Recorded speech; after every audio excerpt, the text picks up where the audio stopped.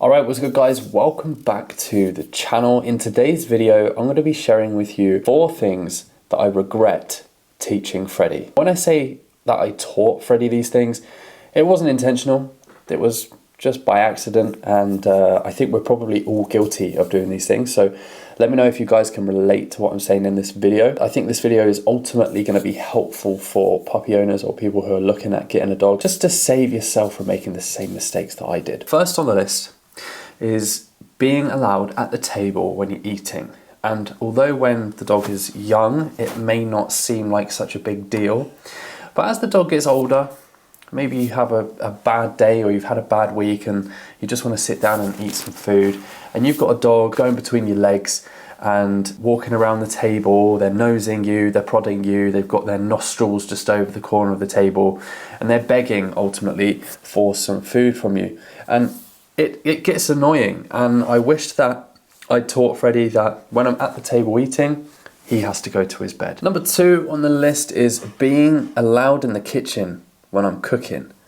And the main reason for this really is because when I'm handling hot pots and pans and I've got sharp knives, firstly, it's just not the safest of place to have your dog. And on top of that, I don't have a particularly big kitchen, so when I'm trying to move around the kitchen, having Freddie there underneath my feet all the time, it does get a little bit frustrating sometimes. So I wish if I could go back in time, I could teach Freddie to stay on his bed.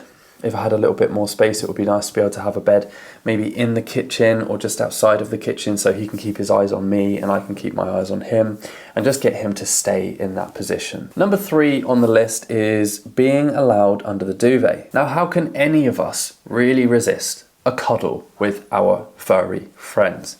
I know I certainly can't, and unfortunately got into the habit of letting Freddie under the duvet and sleeping with me through the night, and over the course of weeks and months I started to really lose sleep. The reason for this is because when Freddie's under the duvet, he gets too hot, so he then gets back out, and then he gets a bit chilly, so he comes back under. So all night he's on this rotation of being on the duvet and under the duvet, which obviously interrupts my sleep. So as time's gone on, I've actually had to teach Freddie that he has to sleep in his own bed, in a separate room, with the door shut. This way, my sleep isn't affected. And number 4 on the list, and this kind of ties into being allowed in the kitchen when I'm cooking.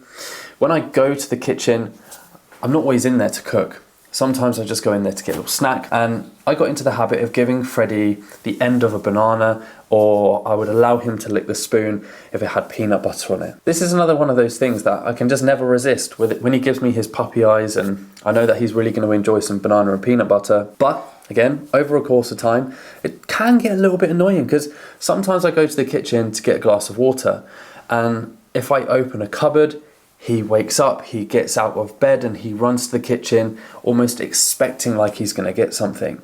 So this one isn't the end of the world. I mean, none of them really are.